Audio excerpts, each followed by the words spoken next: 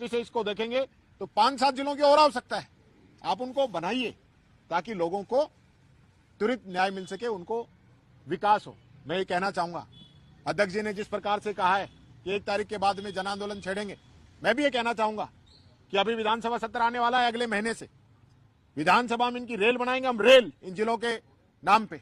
और जिस प्रकार से इन्होंने जिलों को तोड़ने का काम किया है, पूरे राजस्थान में सड़क से लेकर संसद तक बीजेपी को चैन से नहीं बैठने देंगे, क्योंकि ये जो निर्णय है ये जन विरोधी है। जनता के हकों का इन्होंने खून किया है। जो जिले कांग्रेस शासन के समय बनाए गए थे उनमें से 9 जिले और 3 संभाग को समाप्त करने का निर्णय लिया। बड़ा खेद का विषय है कि एक तरफ पूरे देश और दुनिया में डॉक्टर मनमोहन सिंह जी को भावभीनी विदाई दी जा रही है, अंतिम विदाई दी जा रही है, झंडे झुके हुए हैं, पूरे विदेशों में भी।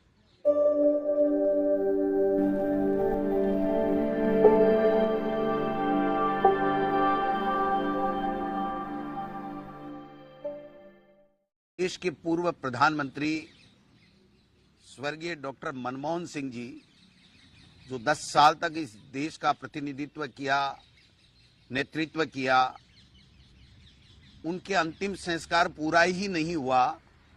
उससे पहले राजस्थान के मुख्यमंत्री ने, कैबिनेट ने जो जिले कांग्रेस शासन के समय बनाए गए थे उनमें से 9 जिले और 3 संभाग को समाप्त करने का निर्णय लिया। बड़ा खेद का विषय है कि एक तरफ पूरे देश और दुनिया में डॉक्टर मनमोहन सिंह जी को भावभीनी विदाई दी जा रही है, अंतिम विदाई दी जा रही है, झंडे झुके हुए हैं, पूरे विदेशों में भी जहां हमारी एम्बेसी है वहां पर भी झंडे झुके हुए हैं। और भारत सरकार ने बाकायदा 7 दिन का राजकीय शोक रखा है। और उसके बावजूद यहां पर डबल इंजन की सरकार ने जन विरोधी ऐसा निर्णय किया है जो कल्पना से भी परे है, कोई सोच भी नहीं सकता। ये जितने भी जिले बनाए गए थे, संभाग बनाए गए थे, ये बाकायदा एक रिटायर्ड आईएएस की अध्यक्षता में उनकी कमेटी बनाई गई थी।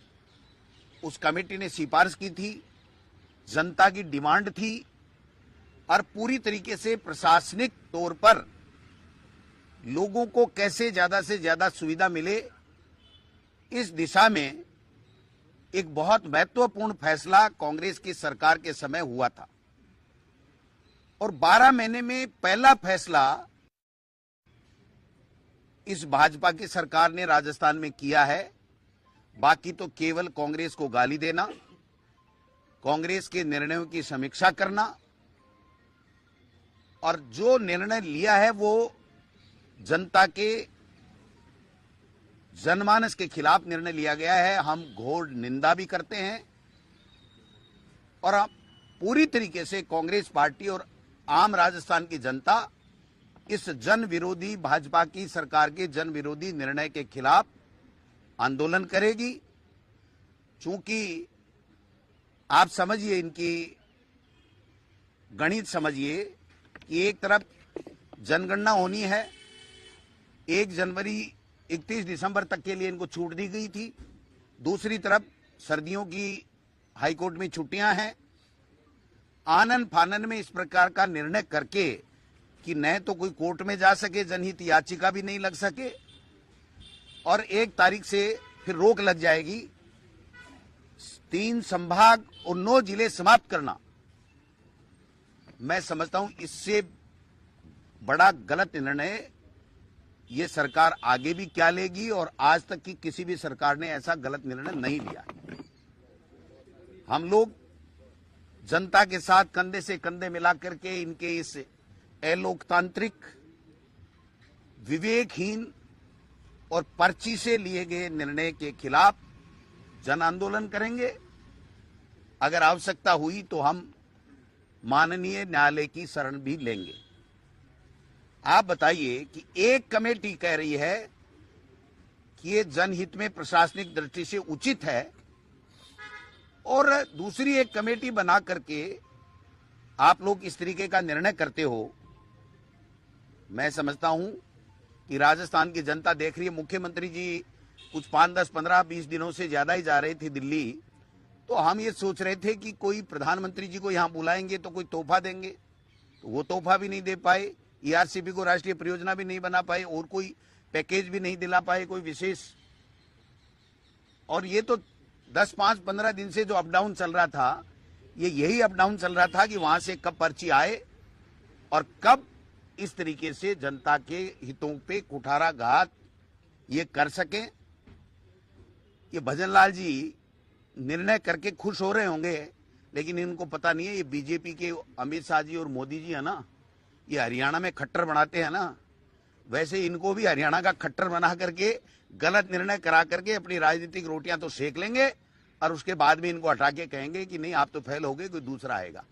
तो मुख्यमंत्री जी को अपना विजन दिखाना चाहिए था, हिम्मत दिखानी चाहिए थी, ऐसे सरेंडर नहीं होना चाहिए था। और उनको राजस्थान की जनता ने बड़ी आस और उम्मीद के साथ में चुना था और इन्होंने तो एक झटके में सब कुछ ही निरस्त कर दिया। बताइए आप, उन जिलों में कलेक्टर लगे हुए हैं, एसपी लगे हुए हैं, वहां पर जिले के दफ्तर बन रहे हैं, जिले के हॉस्पिटल बन रहे हैं, कलेक्ट्रेट के भवन बन चुके हैं। आप उन जिलों को और संभाग को बिल्कुल समाप्त कर रहे हो। ये कौन सा निर्णय आप बताइए। तो मैं समझता हूं कि इनका जो निर्णय है वो जनता के विरोधी निर्णय है, अलोकतांत्रिक निर्णय है। आप बताइए, विधानसभा चलाने के लिए तो सर्वदलीय बैठक बुलाते हैं, क्या इसके लिए सर्वदलीय बैठक नहीं होनी चाहिए थी? क्या जनता की राय नहीं मांगी जानी चाहिए थी? इनके पास में ऐसा कुछ, उप मुख्यमंत्री जी है बेचारे, मुश्किल से तो बच्चे थे दिल्ली वाले में चक्कर में, और आज उनको निपटा के घर बैठा दिया। आज प्रेस कॉन्फ्रेंस करने ही नहीं आए। अरे भाई प्रेमचंद बहरवा जी, जनता में किस मुंह से आप अपना चेहरा दिखाओगे कि आपका जिला जो वर्षों से डिमांड कर रहे थे, आपका जिला चला गया, आप उप मुख्यमंत्री हो। किस बात के उप मुख्यमंत्री हो? भजनलाल जी ने अपना बचा लिया, डीग वाला बचा लिया ना, डीग वाला बचा लिया और उप मुख्यमंत्री को निपटा दिया। तो ये जो खेला किया गया है, मैं समझता हूं ये जो 12 महीने से सरकार पूरी तरीके से विफल हो रही थी, उससे लोगों का ध्यान हटाना और जनता को कैसे परेशान करना, ये कोई बदले की भावना से कार्रवाई होती है क्या सरकारों में? आप जनता के ट्रस्टी होती है सरकार, जनता के हित के लिए काम करती है। जोगाराम जी ने तो मैंने सुना है कि कांग्रेस ने जो बनाया सब खत्म कर देंगे। भाई साहब, कांग्रेस ने तो इस राजस्थान को और कांग्रेस ने इस देश को ऐसा बनाया है, स्वर्णिम भारत जिसको कहते हैं, या जो आन बान शान के लिए जितने विकास कांग्रेस की सरकारों ने यहां पर किए और जितने कानून बनाए हैं जनहितैषी, उन सबको खत्म कर दो, फिर इसके अलावा आपके पास बचा क्या है? तो हम सब लोग इसकी निंदा करते हैं। 1 तारीख तक 7 दिन का राजकीय शोक है, उसमें हम किसी तरीके का धरना प्रदर्शन नहीं करेंगे, क्योंकि हम सब की ड्यूटी बन जाती है कि राजकीय शोक है, उसमें इस तरह की बात नहीं हो जाती है। 1 तारीख के बाद में हम लोग जन आंदोलन खड़ा करेंगे, जनता के साथ कंधे से कंधा मिला करके इनको मजबूर करेंगे कि या तो ये जिले बना दें, संभाग बना दें और बनाएं, कोई दिक्कत नहीं, ये मर्जी है जितने बनाएं। अगर इनको वापस नहीं किया तो इनको एमएलए का चुनाव लड़ने के लिए आने वाले चुनाव में कैंडिडेट नहीं मिलेगा। मैं आपको लिख के दे सकता हूं, जिन जिलों को इन्होंने समाप्त किया है उन जिलों में इनको कैंडिडेट नहीं मिलेगा। और हमारी सरकार कांग्रेस की सरकार आएगी और 101% मैं पार्टी के प्रदेश अध्यक्ष के नाते कहना चाहता हूं, ये जिले पुनः बनेंगे और वहां की जनता को हम वापस सौगात देने का काम करेंगे। अगर इनमें जरा बहुत भी, थोड़ी बहुत भी अगर इनमें कुछ बची है शर्म, तो इनको ये निर्णय अपना वापस लेना चाहिए जो आज निरस्त करने का निर्णय दिया गया।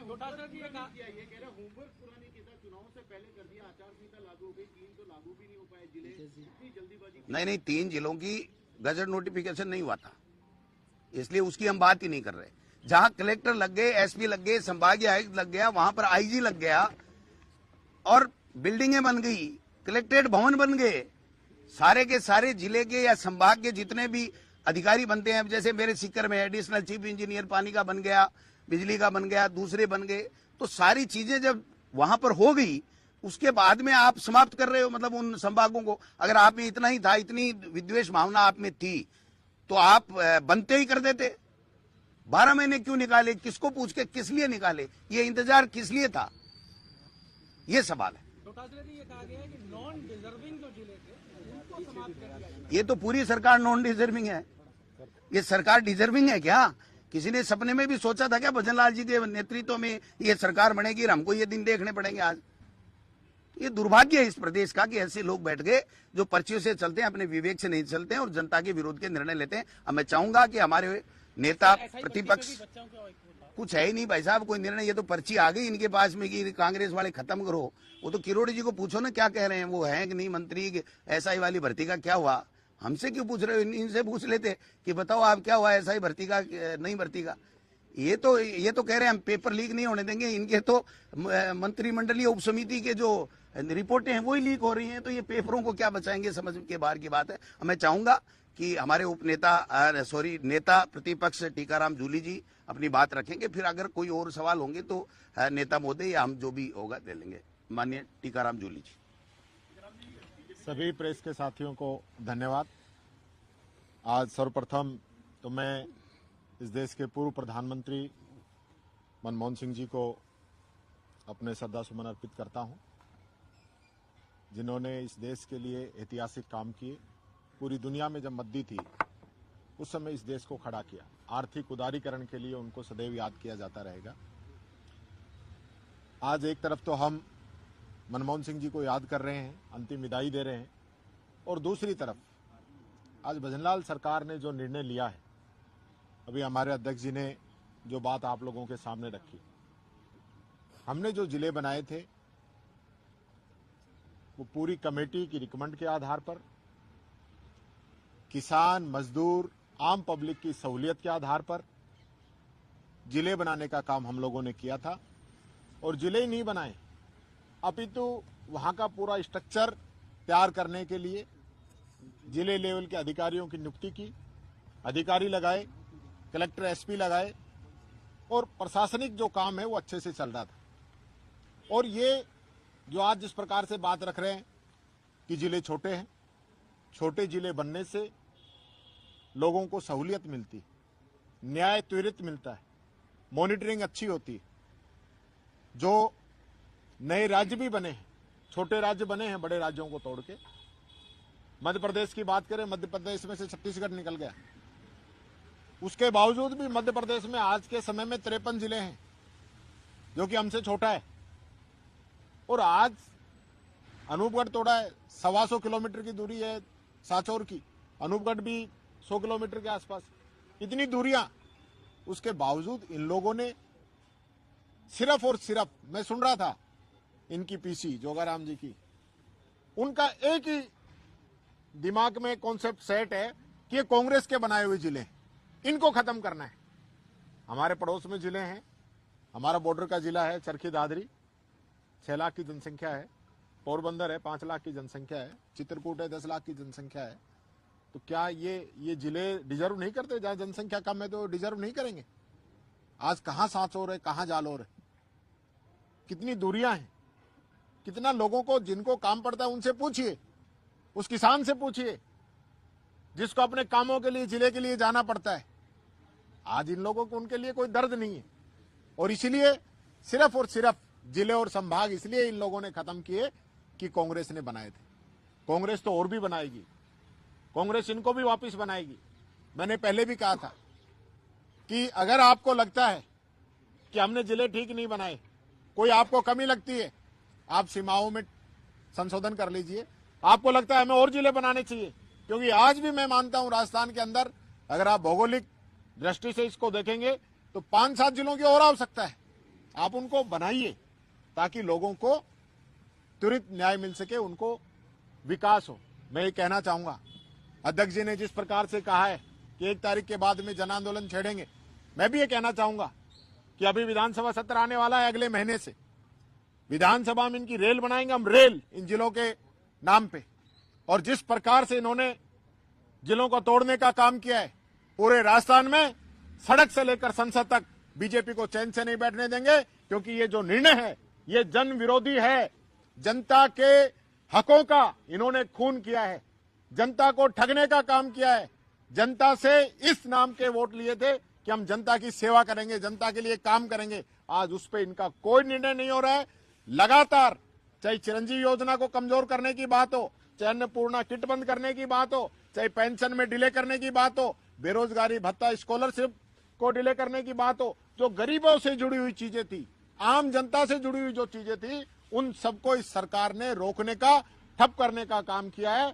हम इस निर्णय की कड़े शब्दों में निंदा करते हैं और आने वाले समय में हम इस सरकार के खिलाफ जन आंदोलन को तैयार करेंगे और इनको मजबूर करेंगे कि ये जिलों को वापस बनाएंगे।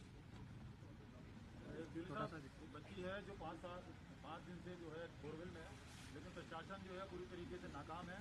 किरोड़ी लाल मीणा की जब वोटिंग होती है उससे 2 दिन पहले टंकी पे 2 युवकों को उतारने आ जाते हैं और दौसा में जो एक बच्चा गिर जाता है तो वहाँ जाते हैं और वहाँ जो है 1 लाख रुपए का मुआवजा देते हैं, लेकिन यहाँ पहुँचे नहीं है और अभी तक वो बच्ची है वो निकल नहीं पा रही है। देखिए, मैं कहना चाहूंगा इस सरकार का जो ध्यान है ना जनता की तरफ नहीं है। जब बच्ची बोरवेल के अंदर गिरी हुई थी, आपको पता होगा, उससे अगले दिन मुख्यमंत्री ने प्रेस कॉन्फ्रेंस की थी। किस लिए? अमित शाह को बचाने के लिए, बाबा साहब के बयान के लिए उन्होंने प्रेस कॉन्फ्रेंस की, न कि वो बच्ची किस स्थिति में है इसके लिए 2 शब्द वो बोल दें। इतना मुख्यमंत्री के पास समय नहीं है उस बच्ची के लिए। और लगातार जो घटनाएं हो रही हैं, 5-5 दिन हो जाए, क्या इनकी एसडीआरएफ एनडीआरएफ है? क्या इनका मैनेजमेंट इस सरकार का? क्या 5-5 दिन तक एक बच्ची को नहीं निकाल सकते? किस नाम की सरकार चला रहे हैं? थैंक यू, थैंक यू, नमस्कार। सुन लिया, रेल बना देंगे। ऐसा ही वो कह रहे थे हमारे एजेंडे में नहीं है। आप बोलते ना जाम बांध देंगे, अलग भाई साहब, कोई रसगुल्ला जिमावे, कोई गुलाब जामुन, कोई बर्फी, तो अलग अलग चीज है ना। वेरिएशन जरूरी है ना।